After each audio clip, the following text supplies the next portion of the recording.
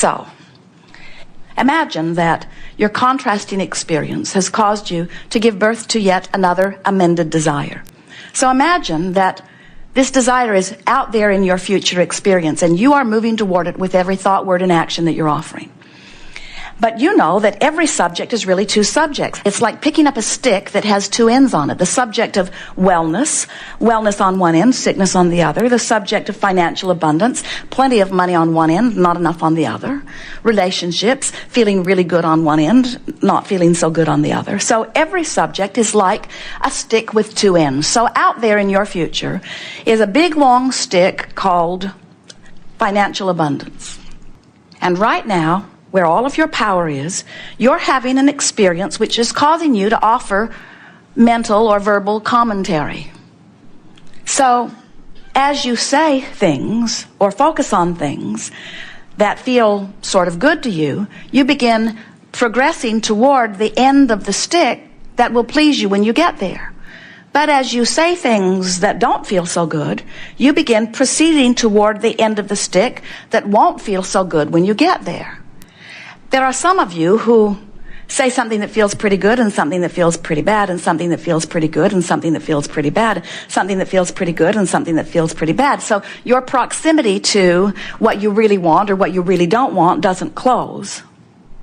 It's sort of like you've got this option right now to fork off in the direction of what feels good or to fork off in the direction of what doesn't feel so good. And we see you sometimes, you do a pretty good job of forking toward what you want until you have lunch with someone, and then you fork in the direction of what you don't want, and then you regain your balance and you fork more back in the direction of what you want, and then you watch television, you fork off in the direction of what you don't want, and then you get hopeful about something, you begin looking for positive aspects, and you fork off in the direction of what you want, and then your bills come and you fork off in the direction of what you don't want. And what we're wanting you to understand is that you have control about the direction in which you fork, but we want you to be forking because of the way it makes you feel, not because of what's happening right now in your red hot moment. In other words, as you let this be a vibrational, emotional journey, as you mentally see yourself proceeding toward the corner that has what you are wanting in it rather than the corner who has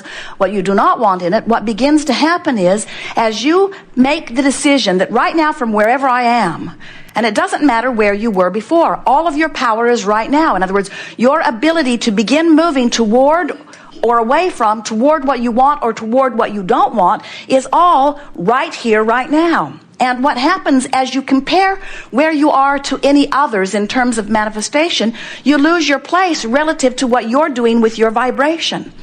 But when you make it an emotional journey rather than an action journey, and you reach for the best feeling thoughts that you can find, what begins to happen is you begin gradually leaning in the direction of what you are wanting until you just become one who is so clearly expecting, anticipating things to go your way that even when something appears to not be going your way, you know that nothing's wrong, that you're just not understanding everything because it really is going your way, because after all, things always go your way. And eventually what begins to happen is people begin to notice you and they begin to reflect back to you, why is it that things always seem to go your way? And you will tell them, I learned how to fork off in the direction of what feels best. I began to accept the power in every moment. And we think that many of you don't realize the power that you have in every moment.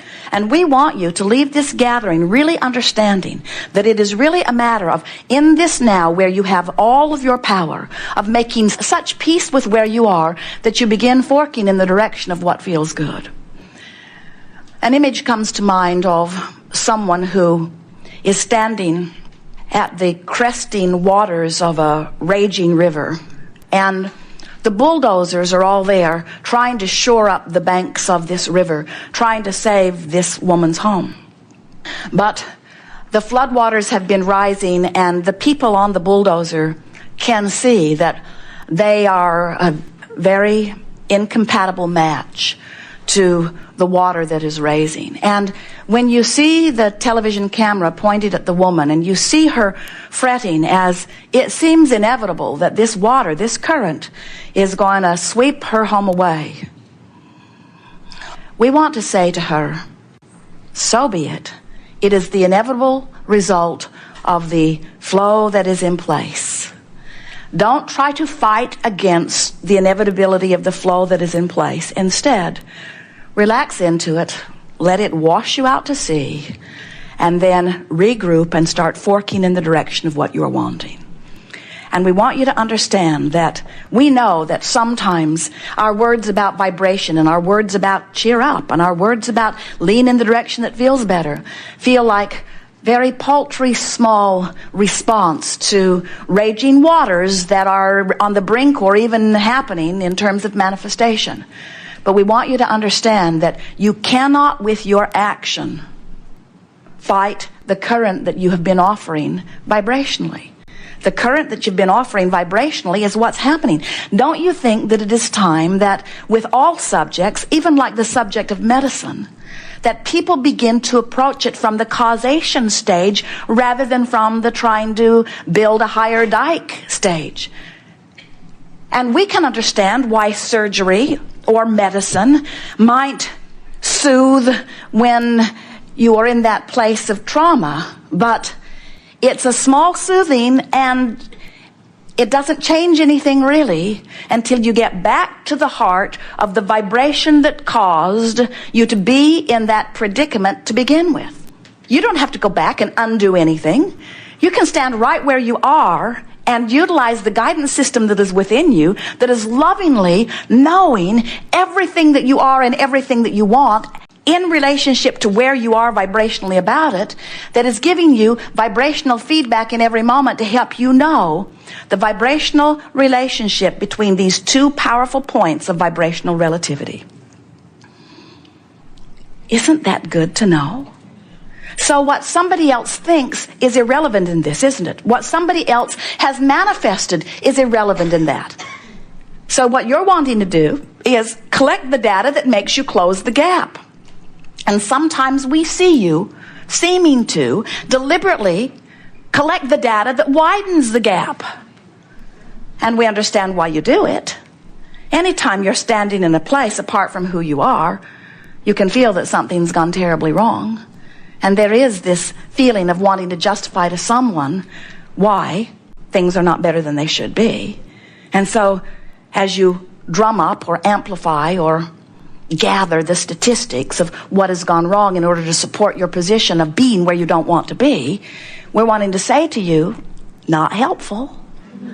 And nobody that matters in terms of source or in terms of your vibrational relationship cares about how you got there. Magellan never says, where have you been? It is irrelevant. The only thing that matters is, where am I in relationship to where I want to be? It's simple, isn't it? Simple to hear, simple conceptually. And in time, it will become simple to you as you stand in the moment of negative emotion and you say, I'm marching towards something that when I get there, I'm not going to like. Now, I can change my course of action now, or I can tempt fate a little more and see how far I can actually march before it manifests. I can continue to justify, or I can continue to wallow in my discomfort, because after all, I've done it quite a long time and nothing that really bad has happened. And we say, you get to choose, and no one is unhappy if you receive manifestations that are different from what you want. But we do want you to know that your true joy will ever only come when you are a vibrational match to who you really are.